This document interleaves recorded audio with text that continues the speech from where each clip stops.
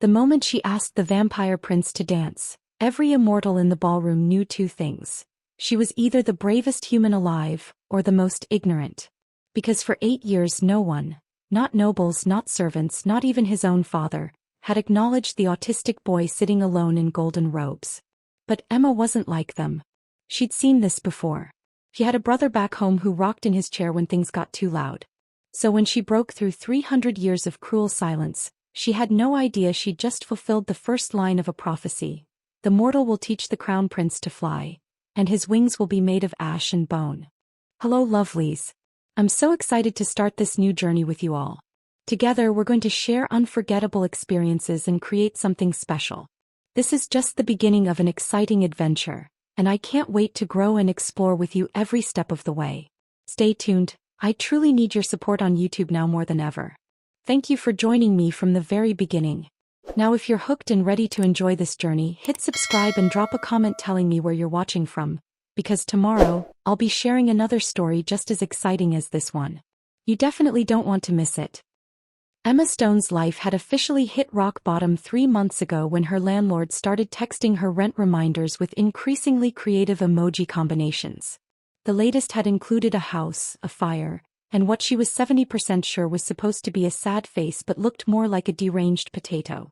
So when the job posting for Eternal Events Catering appeared on her Facebook feed at 2 in the morning, right between an ad for therapy she couldn't afford and a post from her college roommate's destination wedding she definitely couldn't afford, Emma didn't ask questions. $500 for one night's work. No experience necessary, just discretion and an open mind. She should have been suspicious. She should have Googled the company. She should have, at bare minimum, wondered why a catering gig required her to sign a non-disclosure agreement longer than her lease.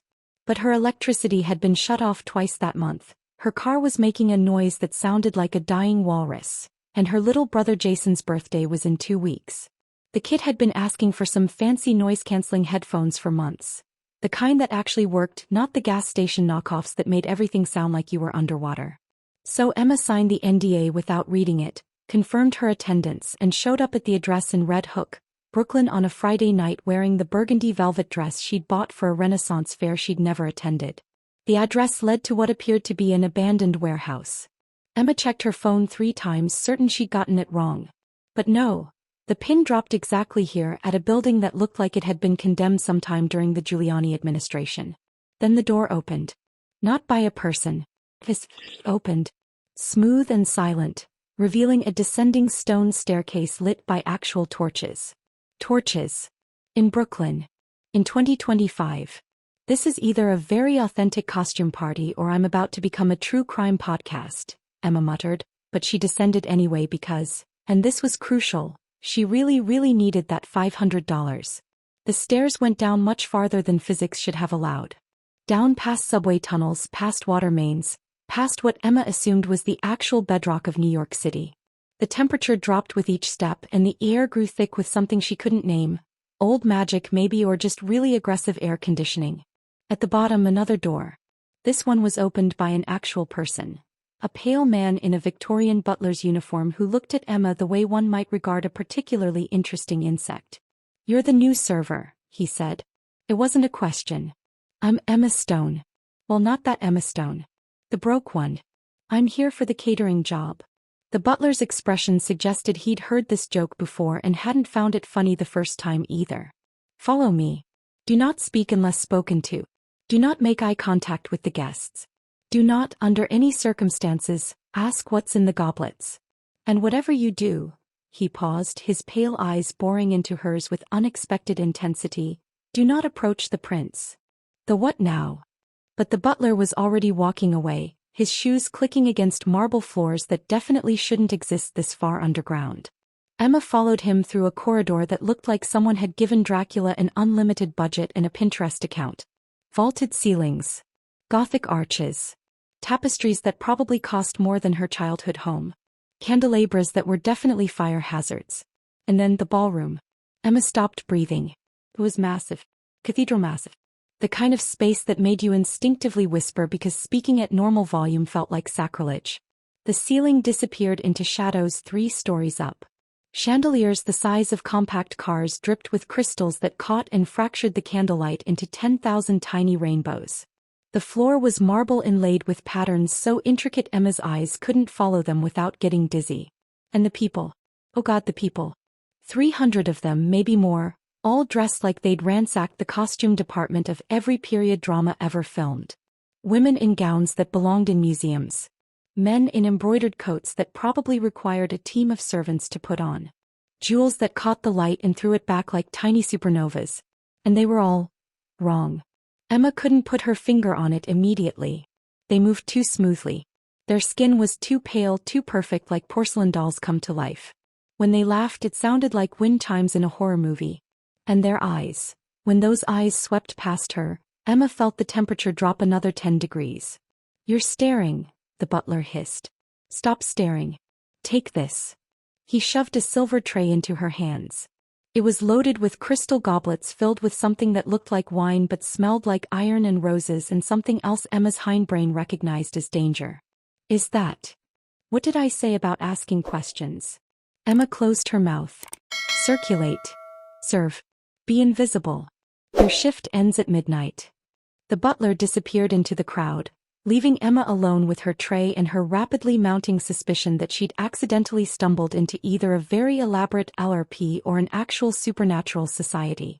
An orchestra she hadn't noticed before, positioned in an alcove that definitely violated several acoustic principles, struck up a waltz. The crowd began to move, pairing off with the kind of synchronized precision that suggested they'd been dancing together for a very, very long time. Emma started her circulation, trying to be as invisible as the butler had instructed. Which was difficult, considering she was the only person in the room who looked like she shopped at Goodwill and paid taxes. The guests ignored her completely. They reached for goblets without looking, plucking them from her tray with the casual entitlement of people who'd been served their entire lives. Which Emma was starting to suspect might be literally centuries long. She was making her third lap around the ballroom, her arms starting to ache from holding the tray, when she saw him. The boy. He was sitting in an ornate chair near the left side of the ballroom, positioned where he could see everything but wasn't quite part of anything. He couldn't have been more than 8 or 9, dressed in golden robes that looked uncomfortable and ceremonial. His hair was a shock of ginger, the only warm color in a sea of dark-haired nobility, and his hands were folded precisely in his lap. And he was completely, devastatingly alone. Emma watched as a couple waltzed past him, the woman's gown nearly brushing his chair. They didn't acknowledge him. Didn't even glance his way. A servant walked by carrying a tray of empty goblets, giving the boy a wide berth like he was radioactive. Then a young girl, maybe 10 years old, dressed in a pale blue gown, turned to look at the boy. Their eyes met for just a second. A man, the girl's father presumably, yanked her away so hard her tiara went flying. It hit the marble floor with a sound like breaking glass, skittering under a refreshment table. "Don't look at him," the man hissed loud enough for Emma to hear. "How many times must I tell you?" The boy's shoulders hunched inward, his fingers flexing in a pattern Emma recognized immediately. Self-soothing.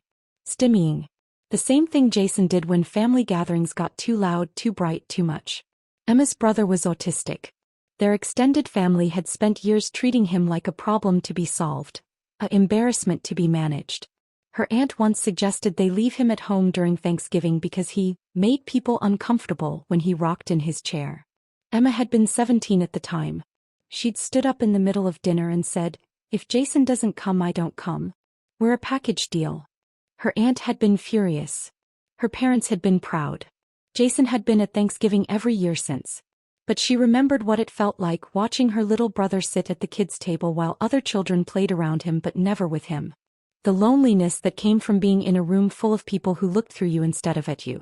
The orchestra swelled into a new song. More couples took to the floor, their movements flawless and synchronized. The boy in the golden robes watched them with an expression Emma couldn't quite read. Longing maybe, or resignation, or something more complicated than either. His fingers flexed again. 1, 2, 3, 4. 1, 2, 3, 4. Emma looked around the ballroom. At the swirling nobles who avoided the boy like he was contagious. At the servants who refused to pass near his chair. At the elaborate coordinated cruelty of 300 immortals who'd decided that this child, this lonely, overstimulated, ignored child, was somehow beneath their notice. And something in her chest cracked open. "Screw it," she whispered. Emma set her tray down on a side table. She smoothed her thrifted velvet dress. She took a deep breath. And she walked directly toward the golden chair. She didn't notice the conversation stopping mid-sentence. Didn't see the Viscountess who dropped her goblet in shock. Didn't register the way every guard in the room suddenly tensed, hands moving toward weapons that had ended wars. She only noticed the boy. The way his golden eyes flickered toward her, then away, then back again, uncertain, confused, hopeful. Emma knelt beside his chair, putting herself at his eye level. She didn't force him to look at her. Didn't touch him without permission. She simply extended her hand, palm up, and said in a voice that carried across the now silent ballroom, "Your Highness, would you like to dance? You don't have to if you don't want to. But if you do, I'd be honored." The music had stopped. 300 vampires held their breath. Somewhere in the crowd, a man rose from his throne, his ancient eyes locked on Emma with an intensity that should have killed her on the spot. But Emma only saw the boy. The prince. Alistair. She'd heard his name whispered by passing nobles like it was a curse. His voice, when it came, was barely a whisper. "I don't know the steps." Emma smiled. It was warm and genuine and completely out of place in this ballroom of calculated cruelty. "That's okay. Neither do I. We'll make it up." The boy's hand, small and trembling and impossibly brave, reached out and took hers. The thing about making catastrophically impulsive decisions, Emma would later reflect, was that you didn't realize they were catastrophic until you were already committed. Like adopting a cat from a sketchy Craigslist ad, or getting bangs at 2 a.m, or asking a vampire prince to dance in front of his entire court.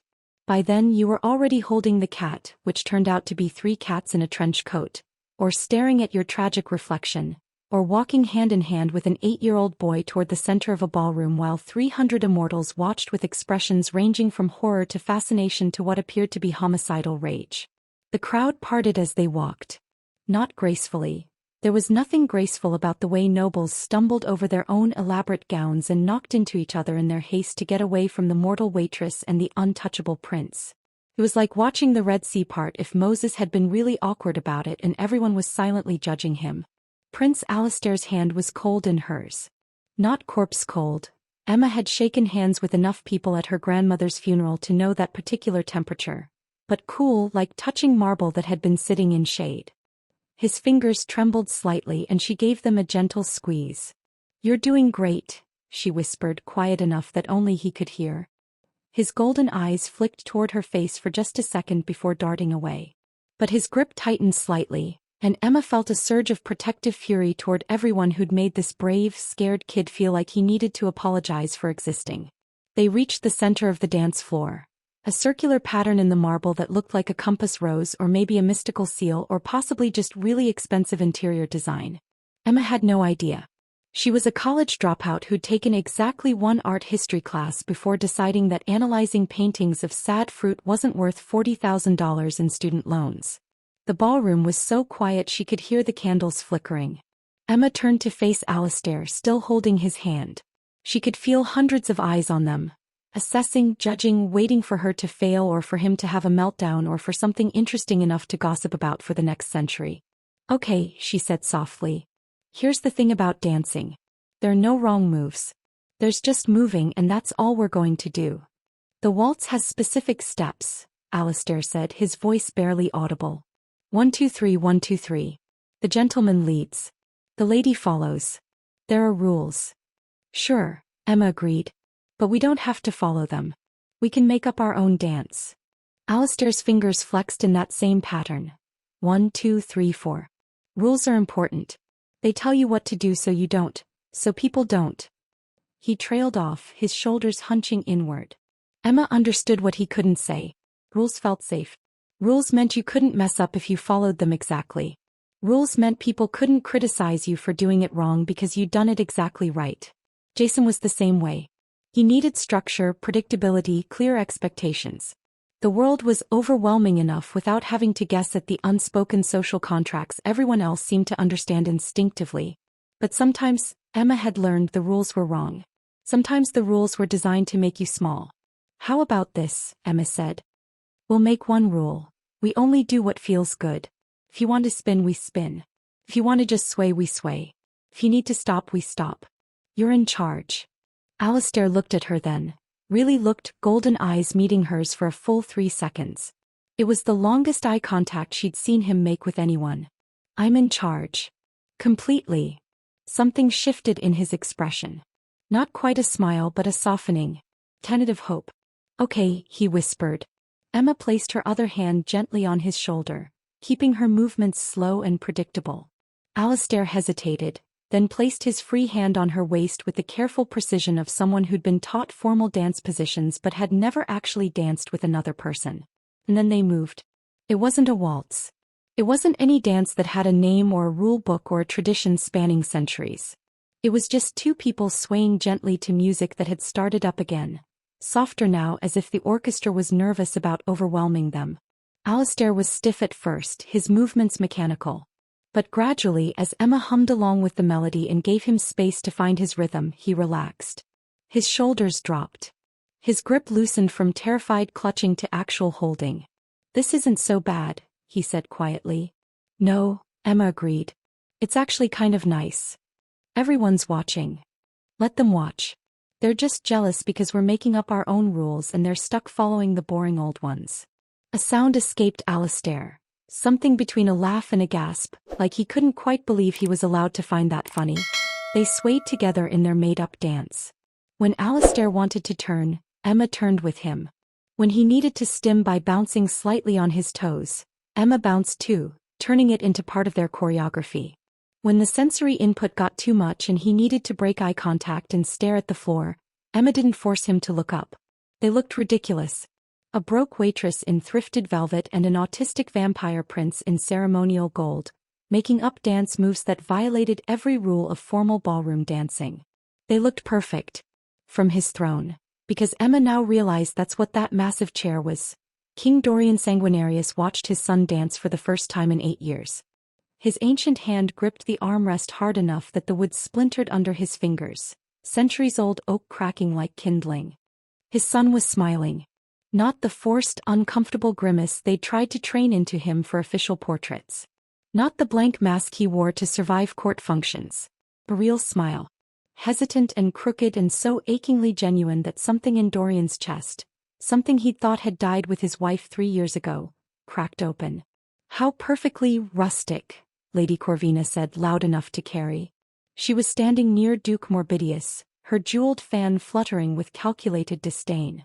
I suppose when one has given up on proper decorum, one might as well embrace peasant interpretations of culture. Several nobles tittered. It was the kind of laugh that sounded like breaking glass, sharp and cutting and designed to draw blood. Alistair heard it. Emma saw his smile falter, his shoulders start to hunch. Hey, she whispered. Look at me. He did, golden eyes uncertain. You're doing amazing. That lady? She's just mad because she's been dancing the same boring waltz for probably 300 years and she's forgotten how to have fun. She said we look rustic. Good. Rustic means real. I'd rather be real and rustic than fake and fancy any day. Alistair considered this. Then to Emma's surprise he smiled again. Me too. That's when King Dorian moved. He rose from his throne with the kind of predatory grace that reminded every person in the ballroom exactly who and what he was. The temperature dropped 10 degrees. The music wavered. Even the candles flickered. The king's eyes locked onto Lady Corvina with such focused intensity that she actually stumbled backward, knocking into a candelabra. Hot wax splattered across her designer gown. Probably Italian, definitely expensive, certainly ruined. When Dorian spoke, his voice carried across the ballroom like thunder. I think that we should all watch and learn what actual nobility looks like. The silence that followed was the kind you could drown in. Lady Corvina's face went from pale to translucent. Duke Morbidius suddenly found the floor fascinating. Every noble in the vicinity took 3 large steps away from the woman who'd just mocked the crown prince in front of his father. Emma, who had no idea she'd just witnessed someone receive what amounted to a royal death sentence, continued swaying with Alistair. Is your dad always that intense? She whispered. Alistair nodded seriously. He made Lord Ashford cry once just by looking at him. Wow. It was at breakfast. That's even more impressive. The song wound down, the orchestra drawing out the final notes like they weren't sure if they should keep playing or stop or possibly flee the country. When it finally ended, the ballroom erupted into applause that sounded more confused than enthusiastic. Alistair looked panicked. "What do we do now?" "Usually you're supposed to bow," Emma said. "But honestly I think we should just take our success and quit while we're ahead." But before they could leave the dance floor, King Dorian was there. He moved faster than Emma's eyes could track. One moment on his throne, the next standing directly in front of them. Up close he was terrifying in the way that classical sculptures were terrifying. Too perfect to be human, too powerful to be safe, too ancient to understand. Emma's survival instincts finally woke up and started screaming. "Your Majesty," she said, dropping into something that was probably supposed to be a curtsy but looked more like she'd lost her balance. "I'm so sorry, I didn't mean to. I know I broke protocol, I just thought." "What is your name?" The king's voice was softer than it had been when he'd destroyed Lady Corvina's entire social standing, but no less intense. "Emma Stone. Not the actress. The broke one. I'm just the catering help, I swear I didn't mean any disrespect to." "Emma Stone," the king repeated, tasting each syllable like it meant something. His eyes moved from her to his son, who was still holding her hand and looking significantly less terrified than Emma felt. "You asked my son to dance." "Sir. Your Majesty. Your Kingness." Emma was really nailing this. "No one has asked my son to dance in 8 years. "Well that's," Emma paused, her terror briefly overridden by indignation, "that's just rude. He's a great dancer. We made up our own moves and everything." A sound emerged from the king that might have been a laugh if it hadn't been buried under 3 centuries of carefully maintained intimidation. "Indeed." He knelt then, actually knelt, bringing himself to eye level with Alistair. The entire court gasped. Apparently this was not something the king did. "Did you have fun, little prince?" Alistair nodded, still holding Emma's hand like a lifeline. "We made our own rules." "I saw." Something impossibly soft crossed the king's ancient face. "Your mother would have loved that." Alistair's eyes went shiny. "Really? Really?" The king stood, his gaze returning to Emma with an intensity that made her wish she'd read that ending more carefully. "Miss Stone, I find myself in your debt." "Oh no, that's not necessary, I was just..." "You will come to the palace tomorrow. We need to discuss your employment." Emma's brain finally caught up with her mouth. "I'm sorry, did you say palace? Did you think we lived in the warehouse?" The king's eyebrow arched in what might have been amusement. "The entrance is simply discreet." "Right. Of course. Palace. Underground. In Brooklyn. That's totally normal. Tomorrow. 3 o'clock. Don't be late." The king's eyes held hers for one more moment, and Emma saw something in them she didn't expect. Gratitude. Profound, ancient, world-weary gratitude. Then he turned to his son. "Come, Alistair. I think we've had enough excitement for one evening. Can Emma come too?" "Not tonight. But soon." The king offered his hand to his son, who took it after giving Emma's hand one final squeeze. "Thank you," Alistair whispered to her. "Anytime, Your Highness." Emma watched them leave, father and son, king and prince, walking together while the court parted before them like water. For the first time all evening, Alistair wasn't walking alone. The butler appeared at Emma's elbow, materializing from nowhere like a deeply judgmental ghost. "That," he said in a voice dripping with disapproval, "was the most catastrophically inappropriate thing I've witnessed in 200 years of service." Emma turned to look at him, still riding the adrenaline of having survived a conversation with the literal vampire king. "Was it though?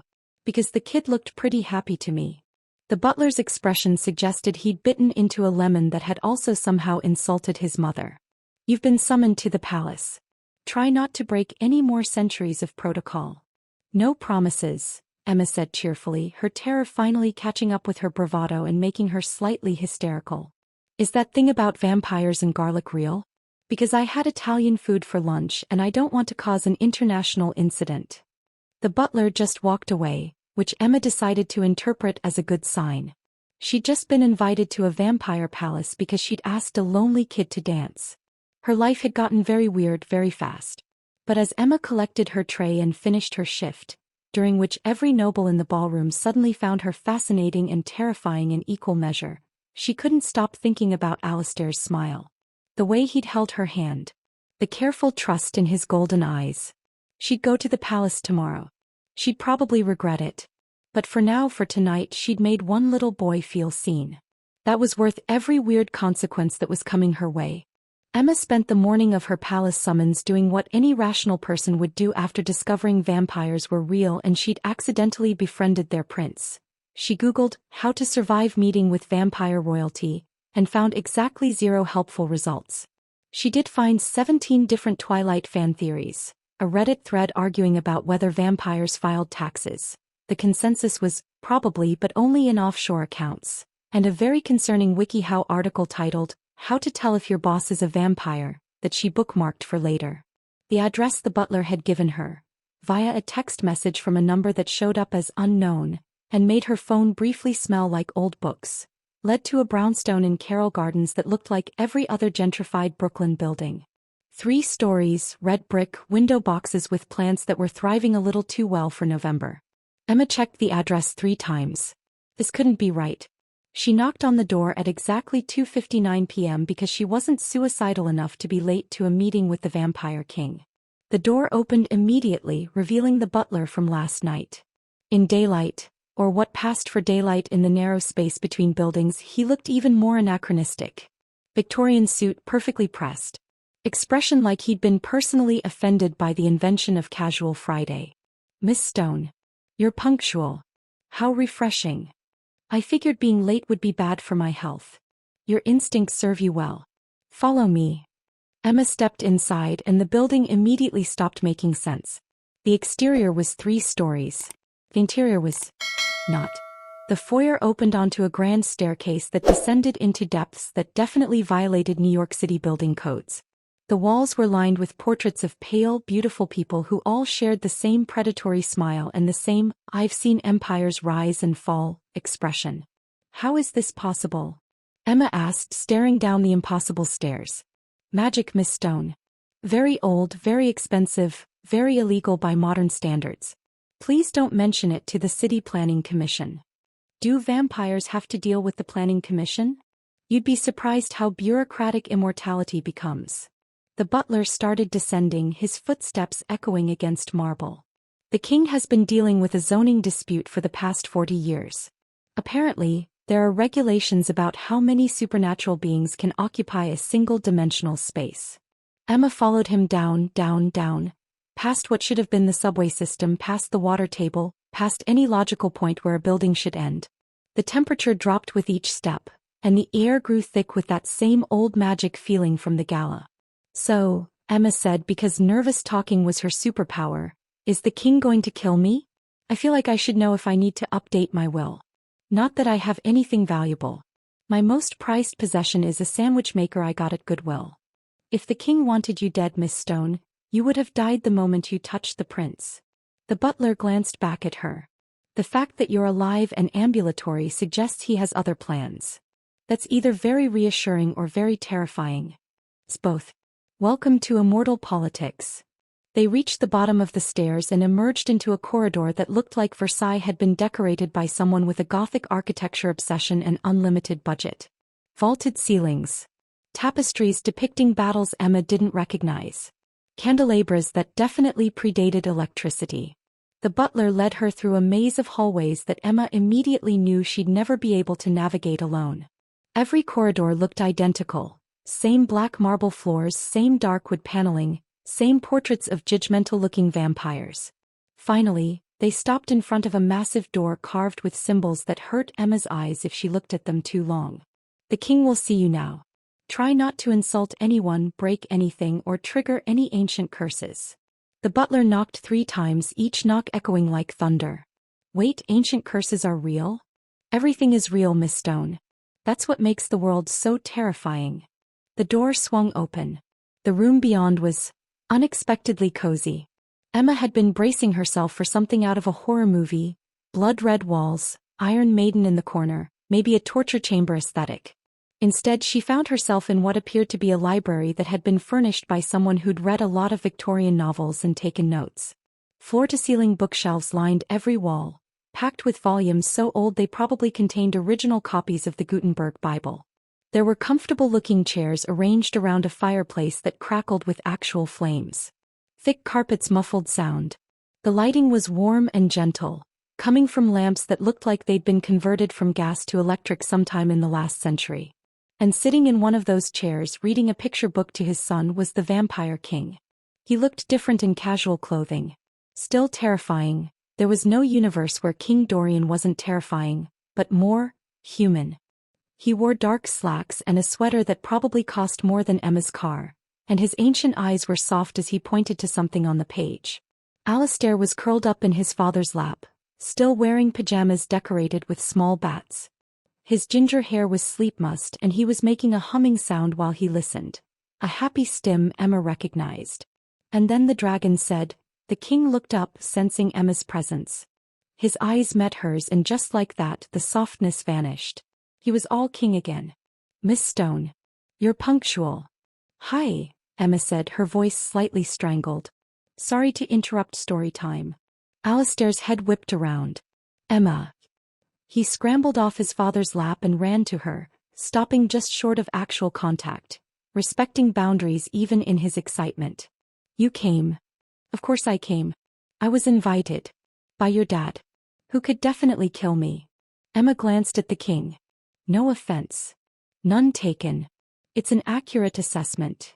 The king set the book aside and stood, his movements graceful in that way that suggested he could move from standing to tearing out her throat in less than a second if he wanted to. Alistair, why don't you show Emma your room while I have tea prepared? Okay. Alistair reached for Emma's hand then hesitated, looking at her for permission. Emma offered her hand. Lead the way, Your Highness. Alistair beamed and took her hand, pulling her back into the maze of corridors. The king watched them go, his expression unreadable. Alistair's room was exactly what you'd expect from an 8-year-old prince with an unlimited budget and very specific interests. One wall was entirely covered in a massive map of the world with pins marking locations Emma couldn't decipher. Another wall had shelves holding what appeared to be every dinosaur figurine ever manufactured. There was a reading nook with approximately 700 pillows, all different textures. And in the corner, a custom-built climbing structure that looked like a castle tower. This is amazing, Emma said honestly.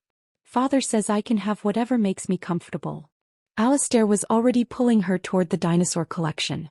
These are organized by geological period. The Triassic, Jurassic, Cretaceous. The Paleozoic era is on the bottom shelf because technically those aren't dinosaurs, but I like them anyway. Do you want to see my favorites? For the next 20 minutes, Emma received the most thorough dinosaur education of her life. Alistair knew everything. Scientific names, dietary habits, which fossils had been found where, current theories about their extinction. He spoke quickly when he was excited, his hands moving as he explained, and Emma recognized the pattern. This was his special interest, the thing his brain grabbed onto and wouldn't let go. Jason was the same way about trains. He could tell you the exact schedule of every subway line in New York City, which ones ran local versus express, the history of each station. When he talked about trains, he lit up the same way Alistair was lighting up now. You really love dinosaurs, Emma said when he paused for breath. Alistair nodded seriously. They're extinct so they can't judge you. And they all followed the same rules. Eat, sleep, survive. Simple. Emma's heart cracked a little. People judge you a lot, huh? Everyone does. Alistair set down the Tyrannosaurus Rex he'd been holding. They think I don't notice, but I do. They whisper. They say I'm broken or cursed or that my mother dying was my fault because I was too. He stopped, his fingers flexing in that familiar pattern. Hey, Emma said softly, kneeling down to his level. You're not broken. You're not cursed. And whatever happened to your mom was absolutely not your fault. How do you know? Because I have a little brother like you. Same age as you actually. His name is Jason and he's autistic too. Alistair's eyes went wide. He is. Yep. He lines up his toy trains by color, he hates unexpected loud noises, and he can tell you everything about the New York City subway system. And you know what? He's not broken either. His brain just works differently and that's okay. People at court say different is bad. People at court sound like jerks, Emma said then winced. Sorry, I probably shouldn't call your dad's nobles jerks. It's okay. They are jerks. Alistair said it so matter-of-factly that Emma couldn't help but laugh. Does Jason get to go to parties? Alistair asked quietly. Sometimes. We found ways to make it easier for him. Noise-canceling headphones for when things get too loud. A quiet room he can go to if he needs a break. People who actually listen when he says he's overwhelmed. That sounds nice. It is nice. And you deserve the same thing. There was a knock at the door, 3 precise taps. The butler's voice came through. Tea is served in the king's study. Emma stood, offering her hand to Alistair again. Ready to face your dad? He's not scary to me, Alistair said. He's only scary to everyone else. Lucky you. They made their way back through the labyrinth, Alistair navigating with ease while Emma tried to memorize turns she knew she'd forget immediately, until they reached a different room. This one was smaller than the library, more intimate. A desk dominated one side, covered in papers that looked like they ranged from medieval parchment to modern financial documents. 2 chairs faced each other across a small table where tea had been set up. Actual tea. In china cups so delicate Emma was afraid to breathe near them.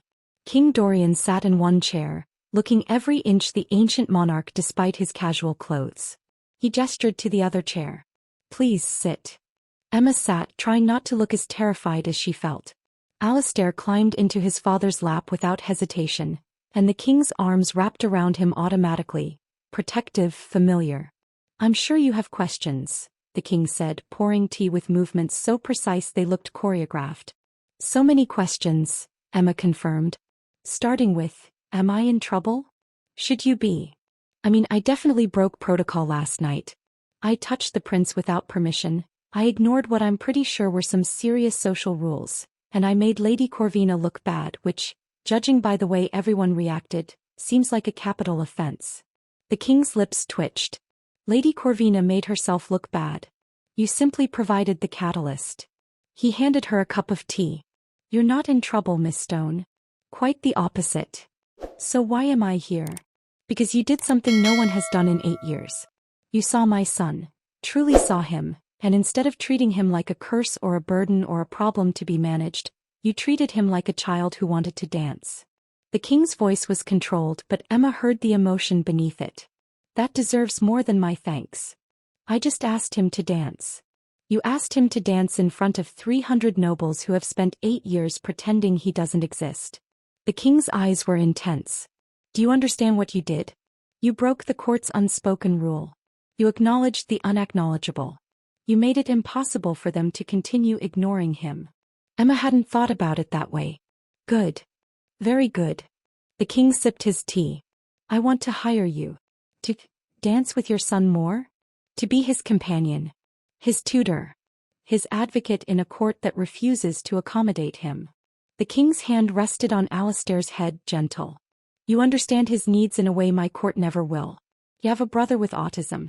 You know what he requires to thrive, not just survive. Emma's mind was reeling. Your Majesty, I dropped out of college after 1 semester. I'm not qualified to tutor a prince. You're more qualified than anyone in my employ. The king leaned forward slightly. I'm offering you a position in the royal household. Room and board in the palace. A salary that will eliminate your financial concerns. Full access to Alistair. Teaching him, supporting him, helping him navigate a world that doesn't understand him. That's... Emma's voice failed. This was insane. This was impossible. This was everything she needed and didn't deserve. Think about it, the king said. You don't have to answer now. But Emma was thinking about Alistair's smile last night. The way he'd held her hand. The loneliness in his golden eyes that she recognized from her own brother. She was thinking about her apartment with its broken heater and past due notices. About Jason's birthday in 2 weeks and the headphones she couldn't afford. About the electricity bill and the car repair and all the small ways poverty ground you down. He was thinking about purpose. About mattering. About making a difference in one kid's life. Yes, Emma said. The king blinked. You haven't heard the full terms. I don't need to. If you're offering me a chance to help your son, the answer is yes. Something shifted in the king's expression. Surprise, respect, maybe even hope. You're remarkably decisive. I'm remarkably broke and you're offering me a job helping a kid who reminds me of my brother. This isn't a hard decision. Alistair, who'd been quietly listening, looked up at his father. She can stay. She can stay, the king confirmed. The smile that lit up Alistair's face was worth every risk Emma was taking. When can you start? The king asked. Emma thought about her apartment, her non-existent job prospects, her maxed-out credit cards. How about now? The king's smile was slight but genuine. Welcome to the Crimson Court, Miss Stone. Try not to trigger any rebellions. No promises, Emma said, and for the first time in months she felt like maybe, just maybe, her life was about to get better instead of worse. She had no idea how catastrophically wrong that feeling would turn out to be. But in that moment, drinking tea with a vampire king and his autistic son in an impossible palace under Brooklyn, Emma Stone felt something she hadn't felt in years. Hope. Moving into a vampire palace turned out to be significantly easier than moving into a regular apartment, mostly because Emma didn't own anything worth moving. Her entire life fit into 2 duffel bags and a backpack with a broken zipper that she'd been meaning to replace for 3 years. The butler, whose name she'd learned was Cornelius, which explained so much about his personality, had shown her to her quarters with the enthusiasm of someone leading a condemned prisoner to the gallows. Your chambers, he'd said, opening a door that led to rooms that were definitely plural. Emma had stood in the doorway staring. This is bigger than my entire apartment. Yes, well, the king believes in appropriate accommodations for royal staff. Cornelius sniffed. Even the recently appointed ones. The suite had a bedroom with a bed so large Emma could have done cartwheels on it, a sitting room with furniture that probably belonged in a museum, and a bathroom with a clawfoot tub that looked like it could fit 3 people comfortably. The closet was the size of her old bedroom. This is insane, Emma had muttered. This is the servants' wing, Cornelius had corrected. The nobles' quarters are considerably more opulent. Of course they are. That had been 3 days ago. Since then, Emma's life had become a surreal blend of fairy tale and very expensive anxiety disorder.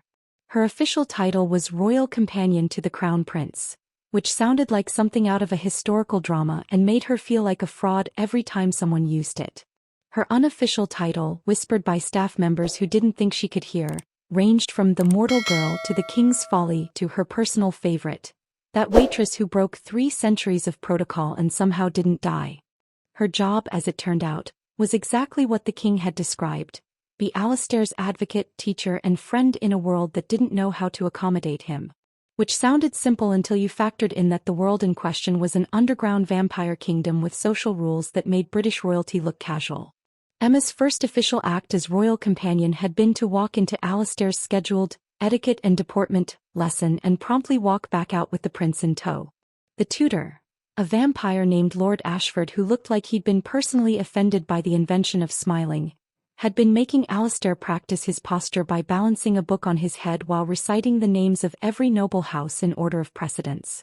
Alistair had been visibly shaking, his fingers flexing in that anxious pattern, his eyes unfocused in the way that meant he was about to have a meltdown. We're done for today, Emma had announced. Lord Ashford had looked at her like she'd just suggested burning down the palace. The prince has an hour remaining in his lesson. The prince is overstimulated and needs a break. The prince needs to learn discipline. The prince is 8 years old and you're treating him like a soldier in boot camp. We're done. Lord Ashford had drawn himself up to his full height, which was considerable, given that he was approximately 7 feet tall and looked like a Victorian lamppost with a superiority complex. You presume to countermand my authority? I presume to do my job, which is looking out for Alistair's well-being. You want to argue about it, take it up with the king. They'd stared at each other for a long moment. Then Lord Ashford had given a stiff bow and swept out of the room, his robes billowing dramatically. Emma had turned to Alistair, who was staring at her with wide golden eyes. You told him no. Yeah, I did. No one tells him no. He's been my tutor for 4 years. Well, he's doing a terrible job, so maybe someone should have told him no earlier. Emma had held out her hand. Come on. Let's go do something actually useful. They'd spent the afternoon in Alistair's room, organizing his dinosaur collection while Emma taught him about the actual Mesozoic era, not from memorized facts, but from understanding the bigger picture. How environments shaped evolution. How extinction events created opportunities. How being different wasn't a weakness but an adaptation. Alistair had absorbed it all like a sponge, asking questions that went deeper than surface-level facts. And for the first time in what Emma suspected was years, he'd learned something without being terrified of getting it wrong.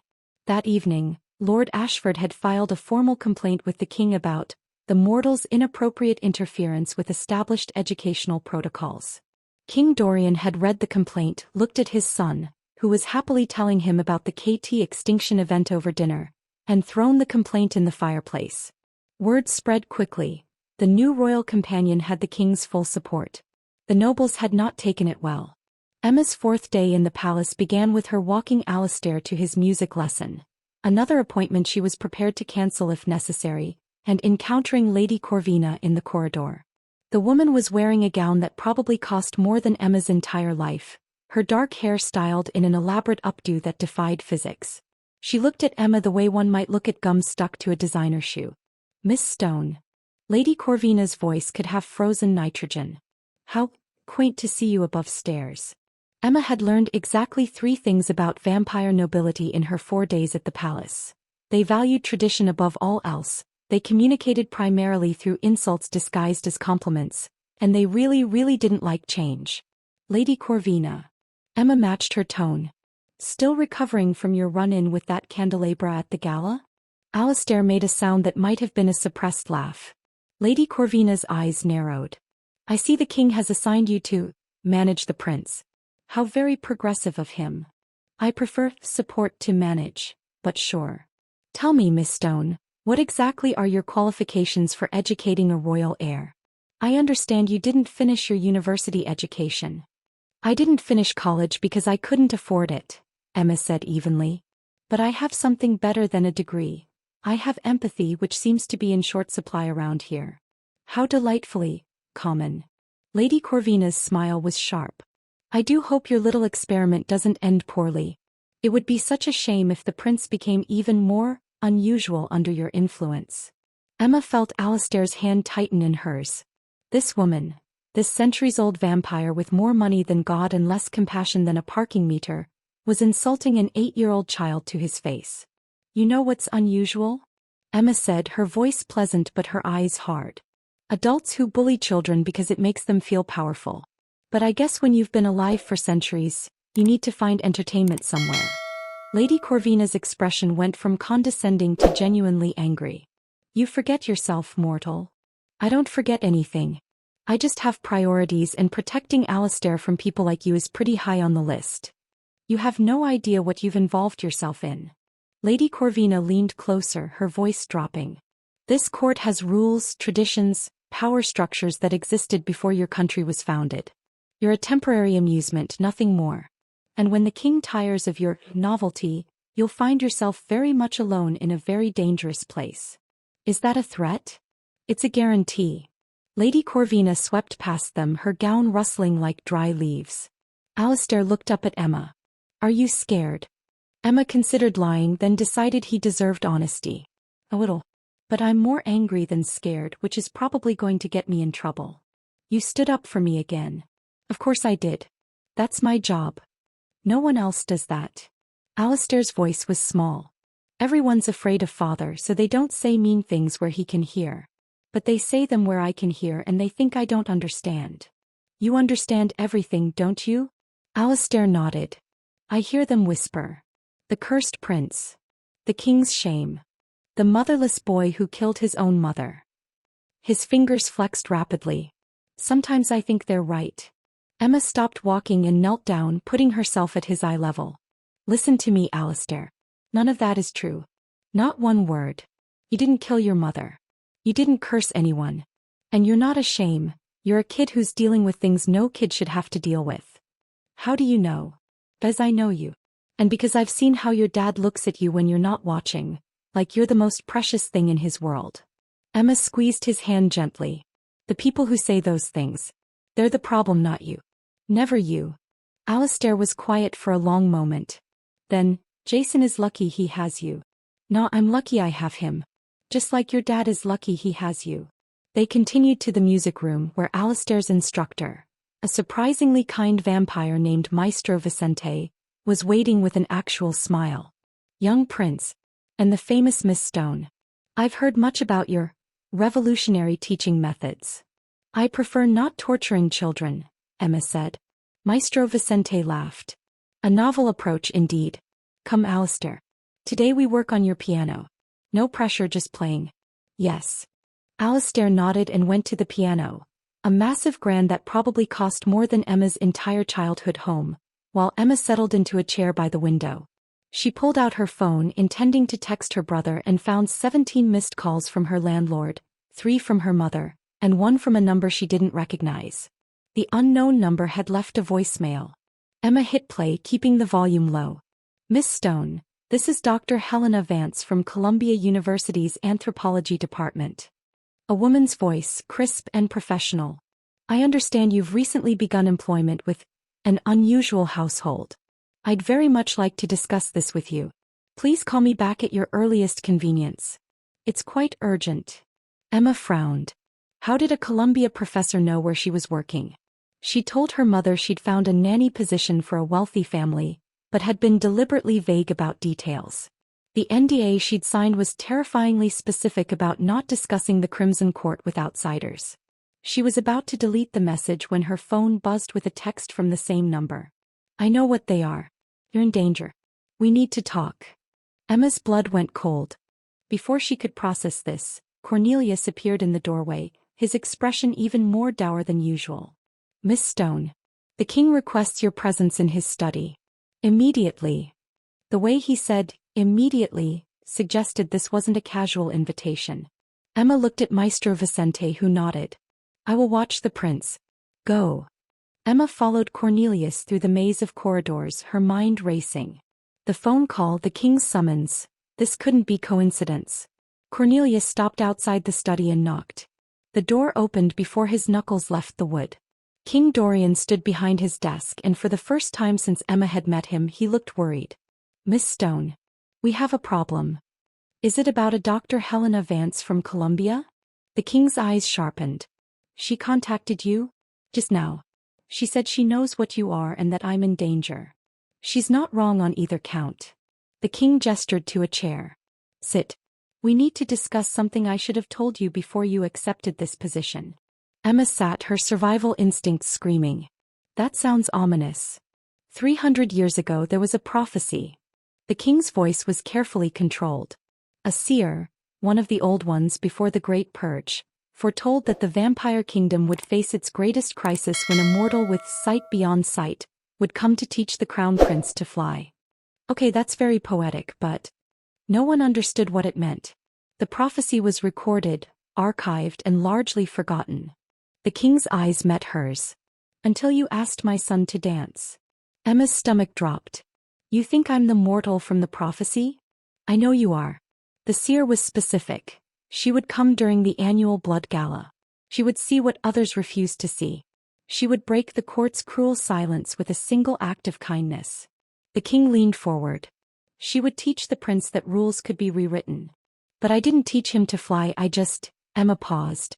That's a metaphor, isn't it? Everything in prophecy is metaphor until it isn't. The king's expression was grave. Dr. Vance is a vampire hunter, Miss Stone. She's been tracking our community for years, and your sudden appearance in our world has attracted her attention. Vampire hunter. Of course. Because my life wasn't complicated enough. There's more.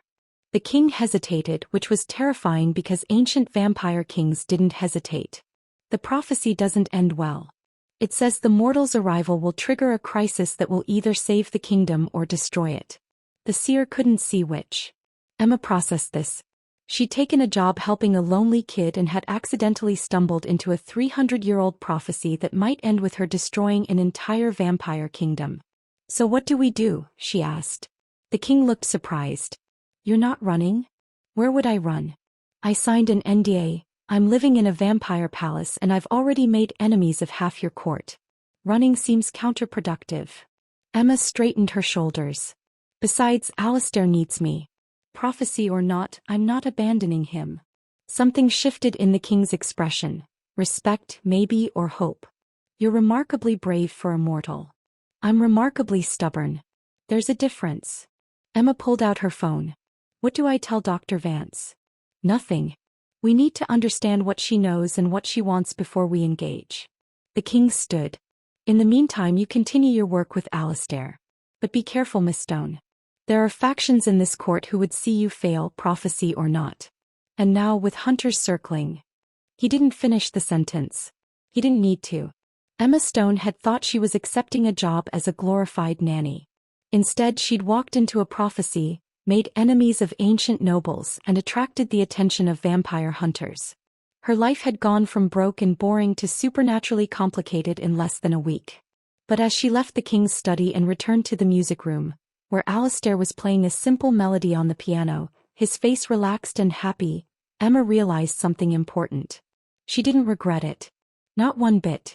Even if the prophecy ended with fire and destruction, even if Lady Corvina and her allies tried to destroy her, even if Dr. Vance showed up with stakes and holy water, Emma had made a difference in one kid's life. That had to count for something. Right?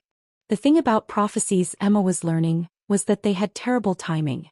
2 weeks into her position as royal companion, just when she and Alistair had established a comfortable routine, just when she was starting to learn the palace's impossible layout, just when she'd convinced herself that maybe this could work, everything started falling apart. It began with small things. Her morning coffee tasted bitter, despite being made by the same kitchen staff who'd prepared perfect coffee for 14 days straight. Her carefully organized lesson plans went missing from her room, only to reappear torn and scattered. The new clothes the king had insisted on providing her, actual nice clothes that fit and didn't have mysterious stains, were found shredded in her closet. Cornelius, when consulted, had been characteristically unhelpful. Palace life can be challenging for those not accustomed to our ways. Someone destroyed my entire wardrobe. That's not challenging, that's vandalism. I'm sure it was an accident. All of my shirts were cut into identical strips. That's a very specific accident. But the king had more pressing concerns than Emma's clothing situation. Dr. Vance had been spotted in Brooklyn, asking questions about unusual nocturnal activity and the disappearance of Emma Stone. She'd shown up at Emma's old apartment building, at the community college Emma had briefly attended, at the coffee shop where she'd worked before the catering gig. The woman was persistent, thorough, and apparently very good at her job. She's building a case, King Dorian had said during one of their increasingly frequent security briefings. Documenting evidence, establishing patterns. When she moves, it will be comprehensive. Can't you just, I don't know, use vampire mind control or something? Mind control is a myth perpetuated by fiction writers with poor research skills. The king had looked offended. We can influence weak-willed individuals through sustained eye contact and verbal suggestion, but it's hardly reliable and certainly not the mystical power popular culture suggests. So we're dealing with a vampire hunter who can't be mind-controlled, a court full of nobles who hate me, and a prophecy that may or may not end in apocalypse. Great. Any other good news? Lady Corvina has filed 3 formal petitions demanding your dismissal. Make it 4 pieces of good news. Despite everything, Emma's work with Alistair continued to flourish. The boy was brilliant. Genuinely, remarkably brilliant in ways the court had never bothered to recognize because his brilliance didn't fit their narrow definitions. He could memorize entire genealogies after reading them once, but struggled with abstract social concepts. He understood complex mathematical patterns intuitively, but needed clear, concrete explanations for emotional situations. He could spend hours focused on his special interests, but became overwhelmed in chaotic environments. Emma had started adapting his education to work with his brain instead of against it. History lessons became timelines he could visualize and organize. Literature became pattern recognition, finding themes, tracking character arcs, understanding narrative structure as systems.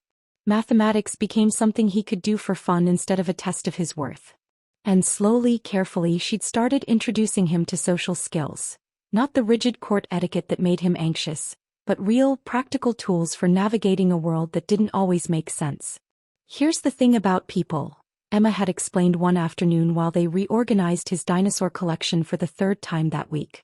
They say things they don't mean and mean things they don't say. It's confusing and annoying, but once you learn the patterns, it gets easier. What patterns? Alistair had asked, lining up his velociraptors by size. Like when someone says, "I'm fine," but they're actually upset. Their words say one thing but their voice and face say something else. It's like they're speaking two languages at once. That's inefficient. Super inefficient. But it's how most people communicate, so we have to learn to read both languages.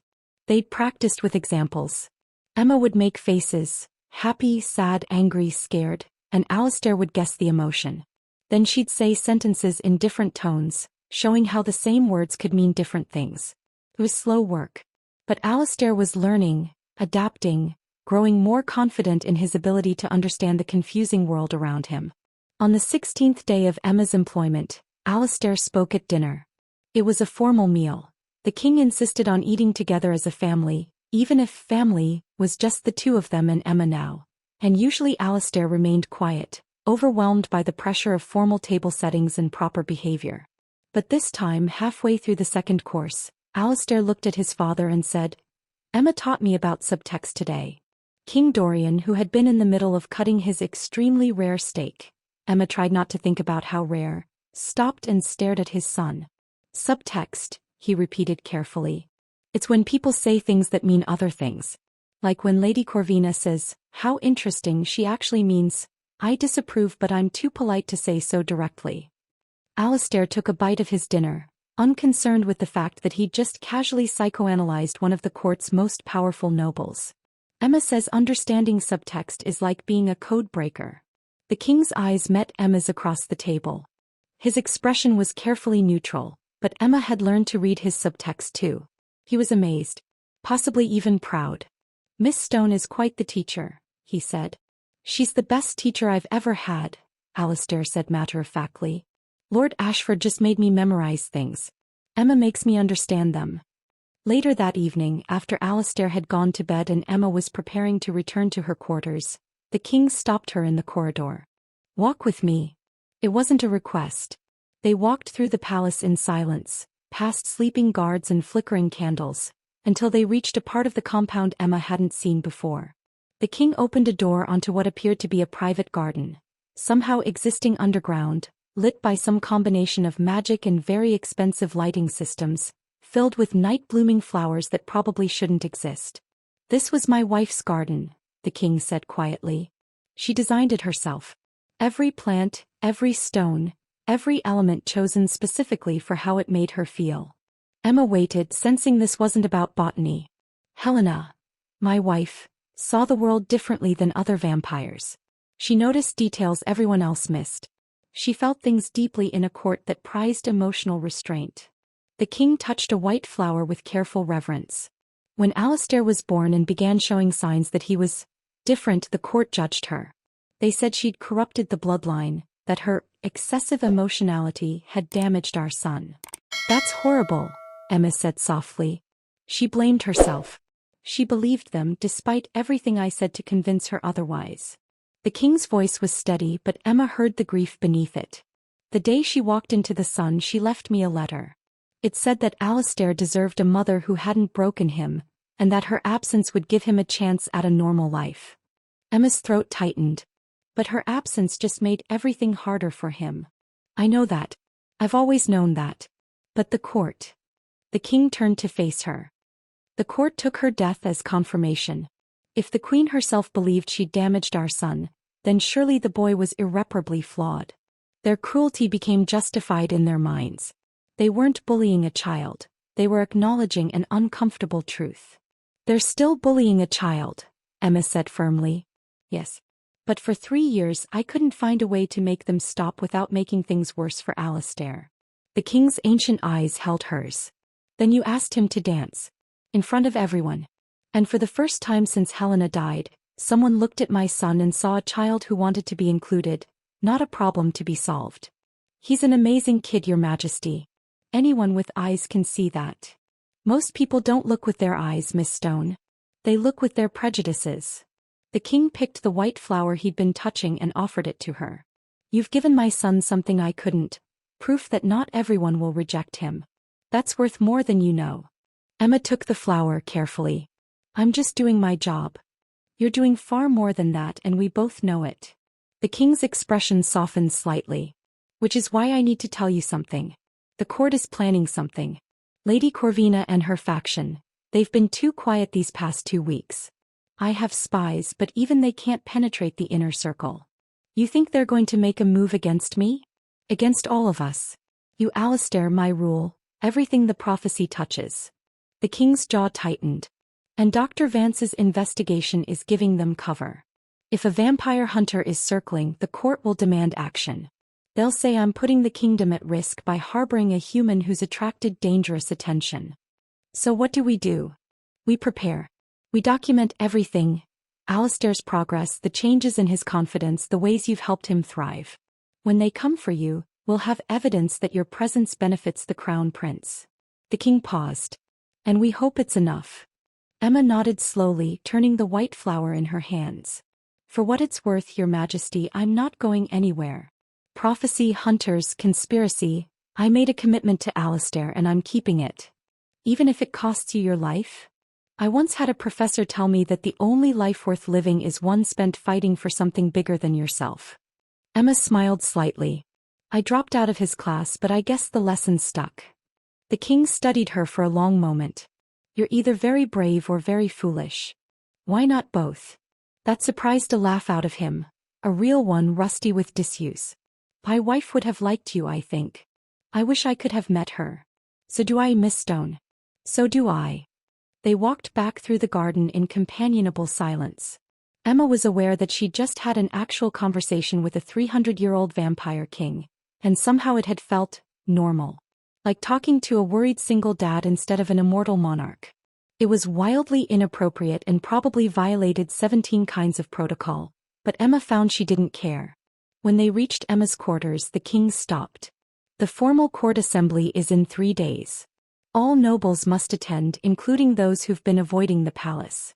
It will be the first time the entire court has gathered since the gala. And they'll all be watching to see if I'm still here. Precisely. Which means we need to show them that not only are you still here, but that you've become essential. The king's eyes glinted. How would you feel about demonstrating Alistair's progress publicly? Emma's stomach flipped. You want me to put him in front of the entire court? That could be overwhelming for him. But it could also show them what they've been missing, what they've been blind to. The king's voice was careful. I wouldn't ask if I didn't believe he could handle it. And I wouldn't ask without your support. Emma thought about Alistair. His growing confidence, his improving social skills, the way he'd spoken at dinner tonight. 3 weeks ago he'd been silent, hunched, trying to make himself invisible. Now he was talking about subtext and code breaking and understanding patterns. He'd grown so much. But was it enough? Let me talk to him, Emma said finally. If he wants to do it, I'll help him prepare. But I won't force him. Agreed. The king inclined his head slightly. Good night, Miss Stone. And thank you for everything. He walked away before Emma could respond, his footsteps silent on the marble floor. Emma entered her quarters, still holding the white flower from the Queen's garden. She placed it in a glass of water by her bed and stared at it for a long moment. 3 days until the court assembly. 3 days to prepare Alistair for his public debut. 3 days before Lady Corvina and her allies made their move. Emma's phone buzzed. Another text from the unknown number. Time is running out. Meet me. I can help you escape before it's too late. Emma deleted the message and turned off her phone. She wasn't escaping. She was preparing for war. Because if the court thought they could force her out, if they thought they could go back to ignoring and isolating Alistair, if they thought one mortal woman couldn't stand up to centuries of tradition, they were about to learn exactly how stubborn a broke college dropout from Brooklyn could be. Preparing an 8-year-old autistic vampire prince to address a hostile court in 3 days was roughly as difficult as it sounded, multiplied by the constant fear that someone was actively trying to sabotage them. Emma's lesson plans kept disappearing. The practice space she'd reserved would mysteriously become unavailable. Equipment would malfunction at crucial moments. And through it all, Alistair watched everything with those knowing golden eyes, understanding more than anyone gave him credit for. They don't want me to succeed, he said on the second day of preparation, his voice matter-of-fact. Emma looked up from the note cards she'd been organizing. They were in the library, The one place in the palace that felt safe, surrounded by books that couldn't judge or whisper. What makes you say that? Yesterday, Lady Corvina told Duchess Ashford that watching me attempt public speaking would be a tragedy in 3 acts. I was standing right there. She knew I could hear.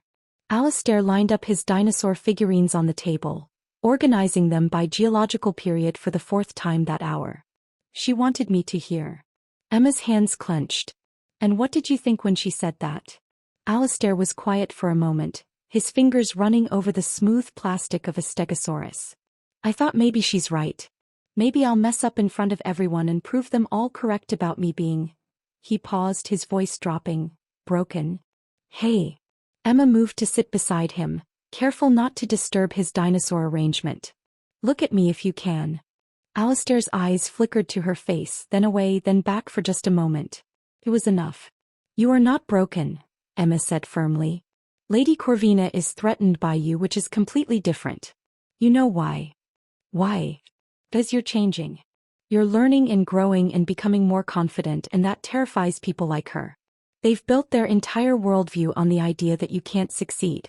If you prove them wrong, they have to admit they've been cruel for no reason except their own prejudice. So they want me to fail. They desperately want you to fail. But here's the thing, Emma smiled slightly, we're not going to let them win.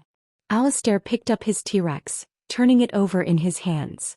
What if I can't do it?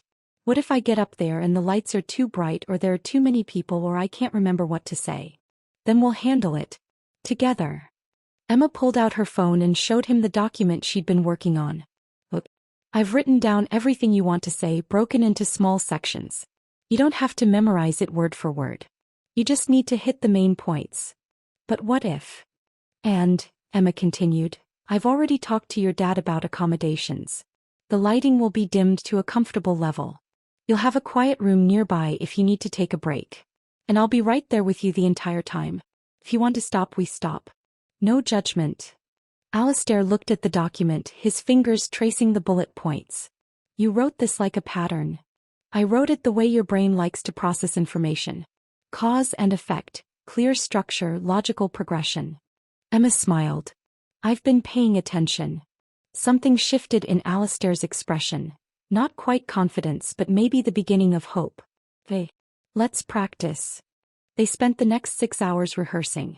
Not drilling or forcing or demanding perfection. Just practicing until Alistair felt comfortable with the flow of his presentation. Emma recorded him on her phone so he could watch himself and adjust. They worked on breathing techniques for when he felt overwhelmed. They created hand signals he could use if he needed her help. And slowly, impossibly, Alistair started to believe he could do this. On the evening of the 2nd day, King Dorian joined them in the library. He stood in the doorway, watching his son present his speech about why different thinking makes the kingdom stronger, to an audience of Emma and approximately 30 dinosaur figurines. When Alistair finished, the king applauded softly. That was remarkable. Alistair's face lit up. Really? Really? The king entered the room fully, his movements careful, like he was afraid of disrupting something fragile. You've worked hard on this. Emma helped. She made it make sense. Alistair looked at his father seriously. She's a really good teacher. The best, the king agreed, his eyes meeting Emma's with an expression she couldn't quite read. May I speak with Miss Stone for a moment? Alistair nodded and returned to organizing his dinosaurs, now adding commentary about which ones would survive a vampire apocalypse. The king guided Emma to a corner of the library, far enough away that Alistair couldn't overhear. I wanted to warn you. My spies have confirmed that Lady Corvina is planning something for tomorrow's assembly. Emma's stomach dropped. What kind of something? They don't know specifics. But she's been meeting with the old families, the ones who remember when the kingdom was ruled by force instead of law. They're not happy with the changes I've implemented over the centuries. More rights for lower-class vampires, protections for human servants, limits on feeding practices. The king's jaw tightened. They see Alistair as evidence that I've grown weak. And they see you as proof that I'm prioritizing mortal sensibilities over vampire tradition. So tomorrow is really a referendum on your rule. In effect, yes. The king looked at his son, his expression softening. But more than that, it's Alistair's chance to show them who he really is. Not the broken prince they've decided he must be, but the brilliant, capable boy he's always been. Emma followed his gaze. Alistair was now narrating an elaborate story about how velociraptors would organize a resistance movement against vampire overlords, complete with strategic planning and supply chain logistics. "He's ready," Emma said quietly. "He's nervous, but he's ready." "Are you ready, Miss Stone?" "Not even a little bit." Emma turned to face the king. "But I'm doing it anyway." The king smiled slightly. "Bravery isn't the absence of fear. Yeah, it's feeling the fear and doing it anyway. I've seen the motivational posters. My wife used to say something similar. She said courage was just love in practical form, caring about something enough to face your terror for it." Emma thought about that. About Alistair and his dinosaurs, about Jason and his trains, about all the kids who'd been made to feel broken just for being different. "Then I guess I'm very courageous. Or very stupid." "Still insisting on both?" "It's my brand at this point." The king's expression grew serious. "Whatever happens tomorrow, whatever Lady Corvina has planned, I want you to know that you've already succeeded. You've given my son something he's never had before. Genuine confidence in himself. That's worth everything. Tell me that after we survive the assembly." "I will," the king promised. That night, Emma couldn't sleep. She lay in her impossibly comfortable bed in her impossibly large room in an impossible palace under Brooklyn, staring at the ceiling and mentally rehearsing everything that could go wrong tomorrow. Her phone buzzed at 2 a.m. Another message from Dr. Vance. "Last chance. I'm outside the Carroll Gardens entrance. Come now and I'll get you to safety. Stay and you're complicit in their crimes." Emma stared at the message for a long time. It would be so easy to leave. To walk away from the prophecy, the political intrigue, the constant threat of centuries-old vampires who wanted her gone. She could go back to her crappy apartment, her minimum-wage jobs, her normal, safe, boring life. But then she thought about Alistair practicing his speech, his confidence growing with each run-through. She thought about the way his face lit up when he understood a new concept, the pride in his voice when he'd spoken at dinner. She thought about the 8 years he'd spent being invisible, ignored, treated like a shameful secret. She thought about her brother Jason and all the times Emma had stood between him and a world that didn't understand him. Emma typed a response, "Thanks, but I'm where I need to be." She blocked the number and turned off her phone. Tomorrow the court would assemble. Lady Corvina would make her move. And Emma Stone, broke college dropout, accidental prophet, and the most qualified vampire prince companion in Brooklyn, would stand beside Alistair and dare 300 immortals to try to break him. The morning of the assembly arrived with the kind of dread usually reserved for dental appointments and tax audits. Emma dressed carefully in one of the gowns the king had provided. Deep blue velvet with minimal embroidery, elegant but not showy. She looked like she belonged in a palace, which was both surreal and oddly empowering. She found Alistair in his room, already dressed in his formal golden robes, sitting on his bed and rocking slightly. "Big day," Emma said softly, sitting beside him but not touching, respecting his space. "Big day," Alistair echoed. His fingers flexed in that familiar pattern.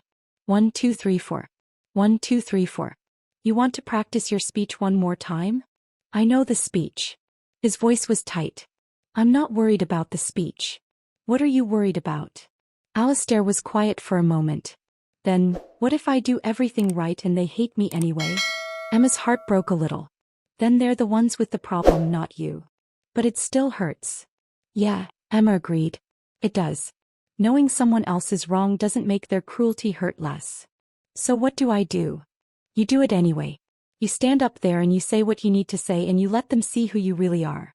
And if they choose to stay blind, that's their loss." Alistair turned to look at her. Really look, making full eye contact for almost 5 seconds. "Will you hold my hand?" "During the speech?" "Walking in. Just until I get to the podium." Emma felt tears prick her eyes. "Of course. Absolutely. I'll hold your hand as long as you need." "Okay." Alistair took a deep breath. "I can do this." "You can definitely do this." "We can do this?" "Yeah, buddy. We can do this." The cathedral ballroom had been transformed. Instead of the dance floor from the gala, a stage had been erected at one end, with a podium and microphone that looked out over rows of chairs filled with 300 vampire nobles dressed in their finest regalia. Emma stood in the wings with Alistair, watching the court assemble. She recognized faces from the gala. Lady Corvina in the front row, her expression predatory. Duke Morbidius beside her, looking bored and dangerous. Lord Ashford and his family, all of them wearing expressions of barely concealed contempt. And scattered throughout, the other nobles, the ones who'd spent years participating in Alistair's isolation through their silence and complicity. King Dorian sat on his throne at the side of the stage, his ancient eyes scanning the crowd with the focus of a predator assessing threats. Cornelius appeared at Emma's elbow. "It's time." Emma looked down at Alistair. "Ready?" He nodded, then held out his hand. Emma took it, his small cold fingers wrapping around hers, and together they walked onto the stage. The room went silent. The kind of silence that felt like held breath, like anticipation, like the moment before a storm breaks. 300 pairs of eyes locked onto them. Emma felt the weight of their judgment, their curiosity, their hostility. She squeezed Alistair's hand. They reached the podium. Alistair looked out at the crowd, his face pale but determined. Emma leaned down and whispered, "You've got this. I'm right here." Alistair nodded. Emma released his hand and stepped back, positioning herself where he could see her but she wouldn't be in the way. The prince stood alone before his father's court, his golden robes catching the light, his ginger hair bright against the dark stage. And then he began to speak. "My name is Alistair Sanguinarius," he said, his voice quiet but steady. "I'm 8 years old. I'm autistic. And I'm going to be your king someday." The silence deepened. No one moved. "I know what you say about me," Alistair continued, his hands gripping the podium. "I hear you whisper when you think I can't understand. You call me broken. Cursed. The king's shame. You say my mother killed herself because of me." Lady Corvina shifted in her seat. Several nobles looked uncomfortable. "But you're wrong," Alistair said, his voice growing stronger. "I'm not broken. My brain works differently than yours, but that doesn't make it wrong. It makes it mine." Emma's heart was pounding. This was the moment. Everything depended on the next few minutes. "Emma, Miss Stone, taught me something," Alistair said. "She taught me that different thinking makes kingdoms stronger. Because when everyone thinks the same way, they miss things. Important things. But when you have people who see patterns others don't, who notice details everyone else ignores, who solve problems in new ways, that's when kingdoms thrive." He was deviating slightly from the prepared speech, adding his own thoughts. Emma wanted to cheer. "I notice things," Alistair continued. "I notice that Lord Ashford always taps his ring 3 times before lying. I notice that the Treasury reports have calculation errors that no one catches. I notice that the peace treaty with the Western clans has a loophole that could start a war." The king sat forward slightly on his throne. "I notice everything," Alistair said. "And maybe someday that will make me a good king. Or maybe it will make me a terrible king. But either way it will make me me. And I'm done apologizing for that." He paused, his eyes scanning the crowd. "You don't have to like me. You don't have to understand me. But you do have to stop pretending I don't exist." Lady Corvina stood up slowly, her face twisted with rage. "This is absurd. We're being lectured by a child who can barely—" "Sit down, Lady Corvina." The king's voice cut through the ballroom like a blade. "Your Majesty, surely you can't expect us to—" "I said sit down." The temperature in the room dropped 20 degrees. Lady Corvina sat, but her eyes promised murder. Alistair continued, his voice wavering slightly but not breaking. "I'm not asking you to change overnight. I'm just asking you to try. Try to see me. Try to understand that different isn't wrong. Try to." The lights went out. All of them. Every candle, every lamp, every source of light in the cathedral ballroom extinguished simultaneously. Emma heard Alistair's sharp intake of breath, the beginning of a panic attack. She moved without thinking, crossing the stage in darkness, finding him by memory and touch. "I'm here. I've got you. Emma." His voice was terrified. "I know. It's okay. We're okay. Someone's planned this," Alistair whispered, his vampire eyes adjusting faster than Emma's. "They sabotaged. Emma, look out." Something hit Emma from behind, hard enough to knock her to the ground. She heard Alistair scream, heard the king roar orders, heard chaos erupt throughout the ballroom. And then the lights came back on, revealing a scene of absolute pandemonium. Emma was on the ground, bleeding from a cut on her forehead. Alistair was being held by Cornelius, safe but shaking. The king was standing at the edge of the stage, his fangs bared, staring at someone in the crowd. And Lady Corvina stood in the center aisle, holding a wooden stake and wearing a smile of absolute triumph. "Vampire hunter," she shrieked, pointing at Emma. "She's working with the hunters. Dr. Vance has proof, documents, recordings, everything. This mortal has been feeding information to our enemies." The court erupted into accusations and denials. Emma tried to stand, her head spinning. "That's not, I never," she began. "Search her quarters," Lady Corvina demanded. "You'll find the evidence. Communication devices, maps of our territory, everything she's collected for Dr. Vance's invasion." 2 guards were already moving toward Emma. The king held up a hand, stopping them. "This is madness," he said coldly. "Miss Stone has been under constant surveillance since she arrived. She's communicated with no one outside these walls." "Then explain this." Lady Corvina produced a phone, not Emma's phone but one that looked similar. She scrolled through it, holding up the screen for the court to see. "Messages to Dr. Vance. Detailed information about our security. Plans for an assault." Emma's blood ran cold. They'd planted evidence. They'd actually planted evidence. "Your Majesty," Lady Corvina said, her voice dripping with false concern, "I know you've grown fond of the mortal. But the evidence is clear. She's been betraying us from the beginning. The prophecy wasn't about salvation. It was about destruction. And she's delivered us right into the hunter's hands." The court was in an uproar now, voices raised in anger and fear. Emma saw faces she'd thought might be sympathetic turning against her. The mob mentality was taking over. Alistair pulled away from Cornelius, running to Emma. "No. She didn't do it. Emma would never." "The boy is compromised," Duke Morbidius said, standing. "The mortal has poisoned his mind. Your Majesty, you must act. For the kingdom's safety." King Dorian looked at Emma, his ancient eyes searching hers. She saw the calculation there, the impossible choice he was facing. Believe her and risk a court revolt, or sacrifice her to maintain stability. Emma met his gaze steadily. "I didn't do this, Your Majesty. But I understand if you can't prove it." The king's jaw tightened. He opened his mouth to speak. And the doors to the cathedral ballroom exploded inward. Dr. Helena Vance stood in the shattered doorway, flanked by 6 heavily armed figures in tactical gear. She held what looked like a modified crossbow loaded with stakes. Her eyes found Emma immediately. "Emma Stone," she called out, her voice echoing through the suddenly silent ballroom. "Step away from the vampires. No. Before they kill you like they killed the others." "The others?" Lady Corvina's smile widened. "You see, the hunter has come for her accomplice. But something was wrong. Emma's instincts, the same instincts that had told her to ask a lonely prince to dance, were screaming. "I never contacted you," Emma called to Dr. Vance. "I blocked your number." "I know," Dr. Vance said. Her face was grim. "That's how I knew you were already compromised. They've been controlling you from the beginning, Emma. But I'm here to save you." "From what?" "From the prophecy." Dr. Vance raised her crossbow, and Emma realized with cold horror that it wasn't pointed at her. It was pointed at Alistair. "The prophecy says a mortal will teach the crown prince to fly," Dr. Vance said.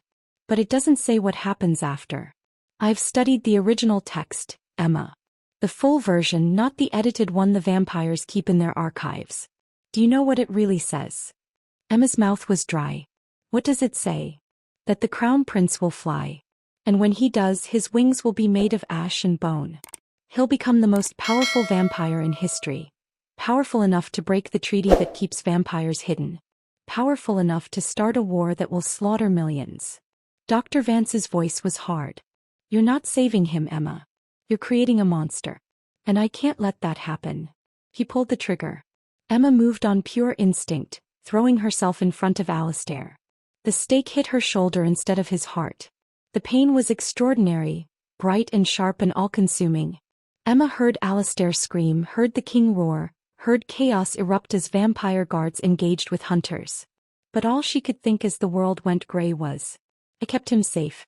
I kept him safe. That has to count for something. Right?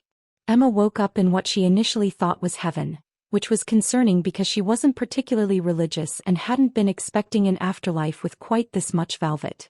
Then the pain hit, and she revised her assessment to extremely fancy hospital room in a vampire palace. She's awake, a familiar voice said. Alistair. Emma's eyes focused slowly. She was in a bed, not her bed, somewhere else. The room was smaller than her quarters, filled with medical equipment that looked both ancient and cutting edge. Her shoulder was bandaged and hurt like someone had set fire to her entire arm. Alistair sat in a chair beside her bed, his golden eyes red-rimmed but determined. King Dorian stood behind him, one hand on his son's shoulder. How long? Emma croaked. 18 hours, the king said. The stake missed your heart but caused significant damage. Our healers, he paused, had to work quickly. Emma processed this. I'm still human though, right? Nobody turned me into a vampire while I was unconscious. Still human, the king confirmed, and was that amusement in his ancient eyes? Though you did lose quite a bit of blood. We had to bring in mortal medical assistance, which was complicated. Dr. Vance. Captured along with her team. They're being held in the lower dungeons. The king's expression darkened. She's been quite forthcoming about her plans, once she realized her prophecy interpretation was flawed. Flawed how? Perhaps I should explain, a new voice said. An elderly woman entered the room, moving with the careful dignity of someone who'd lived through several centuries and accumulated wisdom like other people accumulated coffee mugs. She wore simple robes and carried a book so old it looked like it might crumble into dust at any moment. This is Madame Seraphina, the king said. She's the oldest vampire in our kingdom and one of the few remaining who can read the original prophecy text. Madame Seraphina settled into a chair, opening the ancient book with reverent care. Dr. Vance made a critical error in her translation. The original prophecy wasn't written in modern language. It uses metaphors and idioms from a dialect that died out 800 years ago. So what does it actually say? Emma asked. The mortal with sight beyond sight will come to teach the crown prince to fly, Madame Seraphina read, her gnarled finger tracing symbols Emma couldn't decipher. And when he flies, his wings will be made of ash and bone. Dr. Vance interpreted this literally. She thought it meant the prince would become a destructive force, a monster made of death. But that's not what it means, Alistair said quietly. No, child. Madame Seraphina smiled at him. In the old dialect, ash and bone doesn't mean destruction. It means that which remains after everything else has burned away. The essential truth. The core of who you are. Emma's foggy brain was working to understand. So the prophecy is saying that Alistair will learn to rise above everything. The cruelty, the judgment, the isolation. And when he does, what makes him fly is his essential self. The parts of him that can't be burned away. Precisely. Madame Seraphina closed the book. Dr. Vance thought she was preventing an apocalypse. In reality, she was trying to kill a child who was learning to believe in himself. Where is she now? Emma asked. In a cell reconsidering her life choices, the king said dryly. Along with Lady Corvina and the other conspirators. Emma sat up straighter, ignoring the pain. Lady Corvina was working with her? Not directly. But she was aware of Dr. Vance's presence and used it as cover for her own plot. The king's voice was cold with barely restrained fury. She planted the false evidence, arranged for the lights to fail and orchestrated the attack, all while framing you as the traitor. Her goal was to discredit you, traumatize Alistair into silence, and use the chaos to challenge my rule. Did it work? See for yourself. The king gestured to the window. Emma carefully slid out of bed, ignoring Alistair's worried sound and the king's steadying hand, and looked outside. The window overlooked the cathedral ballroom, which was now filled with nobles. But instead of the hostile crowd from the assembly, Emma saw something different. Vampires were sitting in small groups, talking animatedly. She spotted Duchess Ashford speaking with what appeared to be teachers. Lord Morbidius was reviewing documents with scholars. The entire court seemed to be engaged in productive conversation. What happened? Emma asked. You happened, Alistair said. He'd followed her to the window, standing close but not quite touching. After you got shot, He paused, his fingers flexing. I got really angry. Alistair didn't have a meltdown, the king said, pride evident in his voice. He had a moment of absolute clarity. I stood up in front of everyone, Alistair continued, his voice growing stronger with the memory. And I told them exactly what I thought. About their cruelty. About their cowardice. About how they'd spent 8 years bullying a child because they were too scared to examine their own prejudices. Emma stared at him. You said all that? I said a lot of things. Alistair's smile was shy but genuine. Emma taught me about subtext, but she also taught me that sometimes you need to be direct. So I was very, very direct. He made 3 nobles cry, the king added. It was magnificent. And then father arrested Lady Corvina and everyone who'd helped her, Alistair continued. And Madame Seraphina explained the real prophecy. And suddenly everyone was very interested in talking about how to make the kingdom more accommodating. Emma looked back at the ballroom, understanding dawning. They're redesigning court protocols. Establishing new educational standards, the king corrected. Creating positions for advisors who think differently. Implementing sensory-friendly spaces in the palace. Reviewing centuries of tradition to determine what serves the kingdom and what merely serves prejudice. His ancient eyes met hers. You started a revolution, Miss Stone. By asking my son to dance. Emma's voice caught. I just saw a lonely kid. You saw what everyone else refused to see. And then you refused to accept it. The king's hand rested on Alistair's shoulder again, that protective, loving gesture. You taught my son that he didn't have to make himself smaller to fit into their world. He could demand the world make space for him instead. Is that what the prophecy meant by teaching him to fly? Emma asked. Perhaps. Madame Seraphina had joined them at the window. Or perhaps the prophecy was less about predicting the future and more about recognizing a pattern as old as time, that sometimes the most revolutionary act is simply treating someone with kindness when the world insists they don't deserve it. Emma watched the nobles below, still processing everything. So what happens now? Now. The king smiled. A real smile, warm and genuine. Now you rest, heal, and then continue your work with Alistair. The court has formally petitioned me to expand your role. They want you to establish an entire educational program, not just for the prince but for any vampire child who learns differently. They want me to. Emma's head was spinning. Your Majesty, I dropped out of college after 1 semester. Yes, and in 3 weeks you've accomplished what 300 years of tradition could not. You've created actual change. The king's expression was serious now. I'm not asking you to do this alone. We'll bring in experts, specialists, resources. But the vision, the heart of it, that needs to come from someone who understands what these children need. Someone who sees them. Emma looked at Alistair, who was watching her with hope in his golden eyes. You'd want me to stay? She asked him. Even after all this chaos? Especially after the chaos, Alistair said seriously. You got shot protecting me. That's like the most friend thing ever. Emma laughed, which hurt her shoulder but felt necessary. Yes. I'll stay.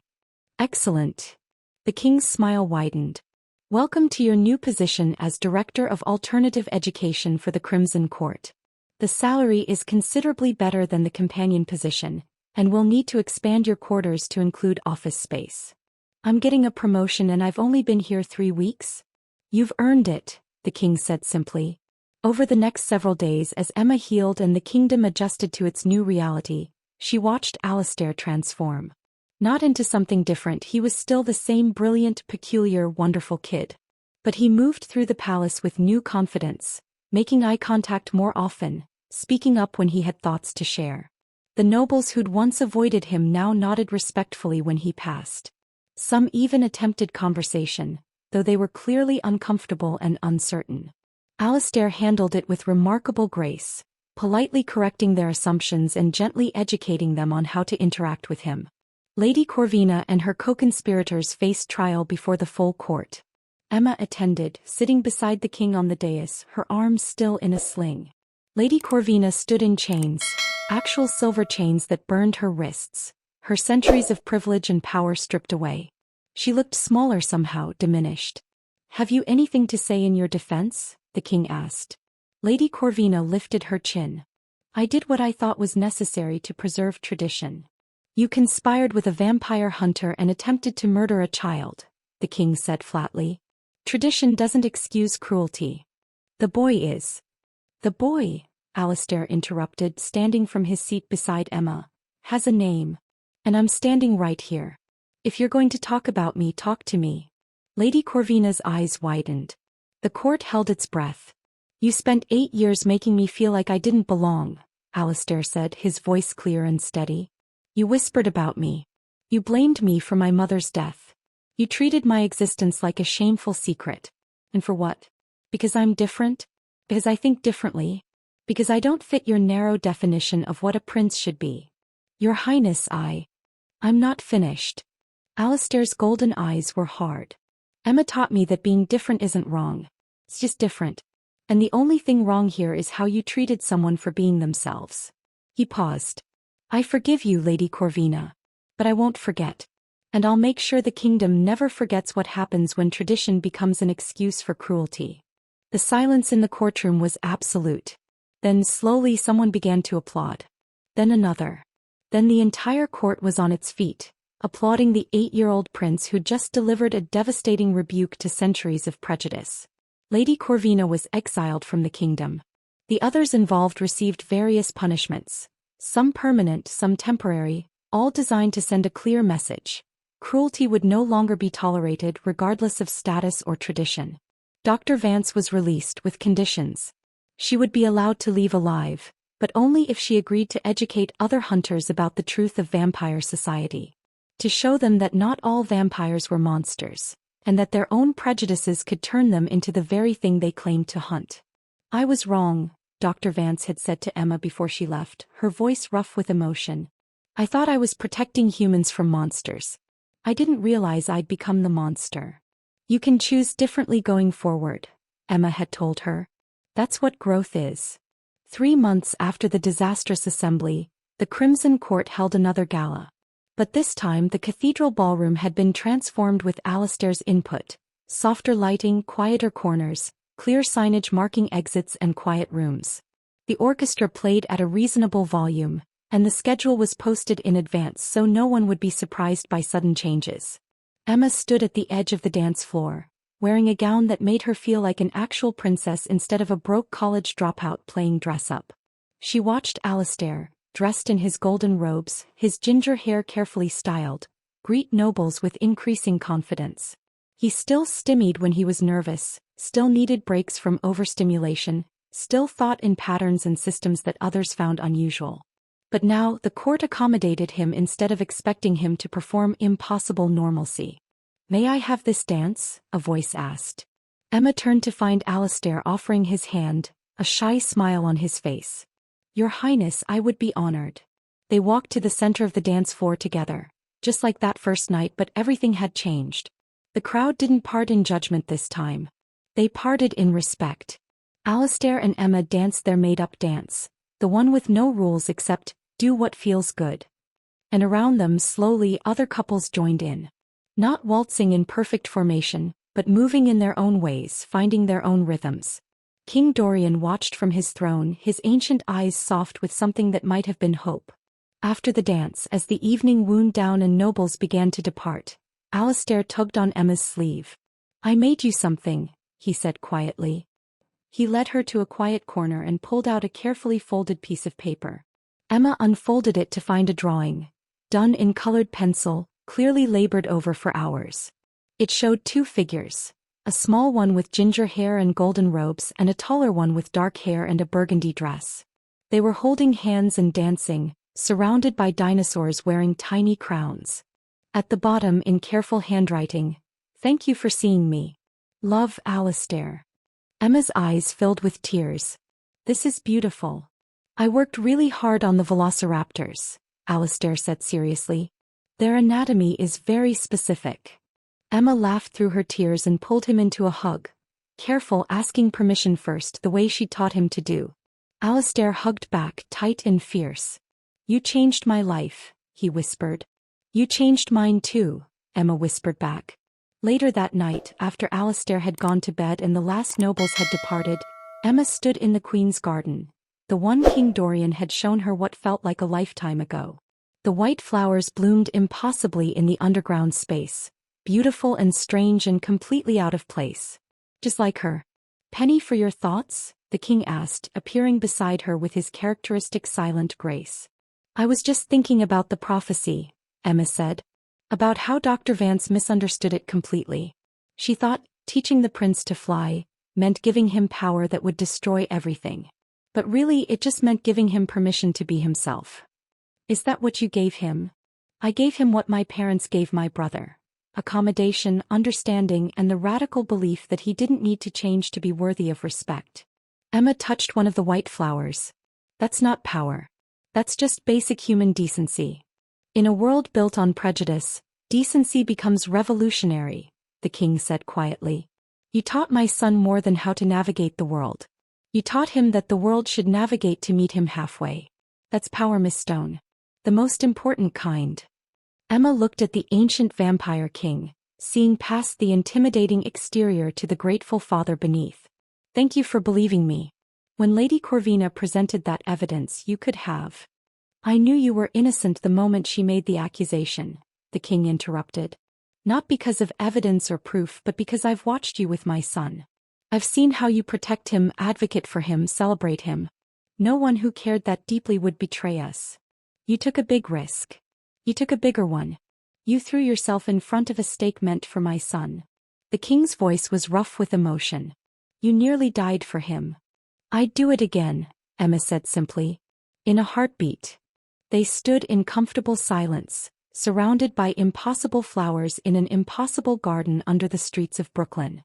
"My wife would have loved you," the king said finally. "She would have loved what you've done for Alistair, for the kingdom. She would have," his voice caught, "she would have been so proud to see him now. Confident. Growing. Believing in himself. I wish I could have met her. She's here in a way. In this garden. In Alistair's smile. In the changes we're making." The king picked one of the white flowers and offered it to Emma. "And now, in the work you're doing. The legacy she wanted. A kingdom where different wasn't wrong, you're making it real." Emma took the flower, its petals soft against her fingers. No pressure or anything. The king laughed, that rusty genuine sound that she'd only heard a handful of times. "You've survived vampire politics, a hunter attack, and my son's dinosaur lectures. I think you can handle a little legacy building. When you put it that way, how hard can it be?" 6 months later, Emma's educational program was in full operation. She'd brought in specialists, both vampire and human, who understood neurodivergence, learning differences, and alternative education. The palace now had sensory rooms, flexible scheduling, and teaching staff trained in multiple learning styles. And the students, because there were students now, vampire children from across the kingdom whose parents had heard about the revolutionary program, were thriving. Emma stood in one of the new classrooms, watching a group of young vampires work on a project about ancient history. They were all arranged differently. Some at desks, some on the floor, some in quiet corners with noise-canceling headphones. They were all learning in the ways that worked best for them. Alistair moved between groups, helping where needed. He'd become something of a mentor to the younger students, showing them that being different wasn't something to hide but something to understand and work with. "Miss Stone." One of the students, a shy girl named Luna who rarely spoke above a whisper, raised her hand. "Can I show you what I made?" Emma walked over to find an intricate map of the ancient vampire kingdoms, complete with detailed notes about trade routes and political alliances. "This is incredible, Luna. The detail is amazing." Luna beamed. "I like maps. They make sense. Everything has a place and a reason." "They do indeed," Emma agreed. As the class period ended and students filed out, Alistair lingered behind. "You're coming to dinner tonight, right?" he asked. "Father's making his special occasion face, so I think something important is happening." "Wouldn't miss it," Emma promised. That evening in the king's private dining room, Emma discovered what the special occasion was.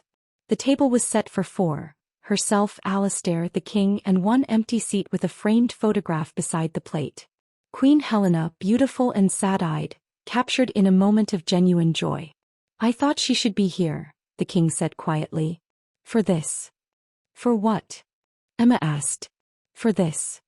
Alistair pulled out a carefully wrapped package and handed it to her. Happy 6-month anniversary of not dying when you got shot. That's a very specific anniversary, Emma said, laughing. We wanted to commemorate the occasion. The king's eyes were warm. Open it. Emma unwrapped the package to find a leather-bound book. She opened it to discover page after page of photographs. Her first day in the palace, lessons with Alistair, moments from the last 6 months she didn't even realize had been captured. And on the final page, a formal document with the royal seal. Let it be known throughout the Crimson Court that Emma Stone, Director of Alternative Education, is hereby granted the title of Honorary Princess of the Realm and Guardian of the Crown Prince, with all rights and privileges therein. Emma stared at it. You made me a princess? Technically an honorary princess, the king corrected. The full title requires either birth or marriage, and I didn't think you'd appreciate a marriage proposal from a 300-year-old vampire. Appreciate the consideration, Emma managed, still staring at the document. It comes with a seat on the council, diplomatic immunity, and quarters in the royal wing, the king continued. Also, a considerable salary increase and a line of succession position in case of, well, hopefully that never becomes relevant. Why would you? Because you're family, Alistair interrupted. He looked at his father, then at Emma. You're my family. And families take care of each other. Emma felt tears streaming down her face. 6 months ago she'd been 3 months behind on rent, working a catering gig to pay for her brother's birthday present. Now she was an honorary vampire princess with a job she loved and a family she'd chosen. I don't know what to say, she whispered. Say you'll stay, Alistair said. Say you won't leave. I'm not going anywhere, Emma promised. You're stuck with me. That night, after dinner and celebration and more tears than Emma cared to admit, she stood in her new quarters in the royal wing, impossibly large, impossibly beautiful, impossibly hers, and called her brother. Jason, it's Emma. How are the headphones working out? They're perfect. Jason's voice was excited. I can actually hear music the way it's supposed to sound. No static, no weird buzzing, just music. How's your fancy nanny job? Emma looked around her princess quarters, thought about the vampire prince who'd become like a second little brother, considered the ancient king who'd become something like a friend, and laughed. It's good, Jay. Really good. Hey, I was thinking, maybe you could come visit sometime. I have someone I'd like you to meet. His name's Alistair, and I think you two would really get along. Is he into trains? Not specifically, but he's very into dinosaurs and organizational systems, so I think you'll find common ground. Cool. Can we really visit? Your ND sounded super intense. I'll work it out. I have some pull now. Look at you, all connected and stuff. Yeah, Emma said, smiling. Look at me. After they hung up, Emma stood at her window overlooking the impossible underground kingdom, thinking about prophecies and choices and the strange paths life could take. She'd started this journey as a broke college dropout with a catering gig. She'd ended it as an honorary princess with a purpose. But more importantly, she'd made a difference. She'd seen a lonely kid who needed someone to believe in him, and she'd refused to look away. Sometimes the most revolutionary act was the simplest one, seeing someone who everyone else refused to see. And sometimes, if you were very lucky, that simple act changed everything. Epilogue. 1 year later, the Crimson Court held its annual Blood Gala. The cathedral ballroom was filled with nobles, but the atmosphere was completely different from that first night. Emma stood at the edge of the dance floor watching Alistair, now 9 years old, still ginger-haired and golden-eyed and wonderfully himself, greet guests with growing confidence. He was joined by Luna and the other students from the alternative education program, all of them moving through the crowd in their own ways, being themselves without apology. The orchestra began to play, and Alistair crossed the ballroom to where Emma stood. May I have this dance? He asked formally, offering his hand with a flourish he'd been practicing. You may, Your Highness. They walked to the center of the dance floor, the same spot where, a year ago, everything had changed. And as they began their made-up dance, Emma realized something profound. She'd come to this palace thinking she was here to save a lonely prince. Instead, he'd saved her. He'd given her purpose, family, and a place to belong in a world she'd never imagined existed. And that, Emma thought as they spun together under impossible chandeliers in an impossible kingdom, was the real magic. Not prophecies or vampires or underground palaces. Just two people, different in almost every way, choosing to see each other, to understand each other, to be family. Sometimes that was enough to change the world. Around them the court danced. Above them the chandeliers glittered. And in the royal wing, in a frame beside the queen's portrait, hung a drawing of two figures dancing, surrounded by dinosaurs wearing tiny crowns. A testament to the moment one mortal woman looked at a vampire prince and asked a simple question that changed everything. Would you like to dance? Thank you for watching this video to the end. We hoped you enjoyed it. We have a lot of other interesting and beautiful stories lined up for you already. So click on the image showing on your screen to watch the next one.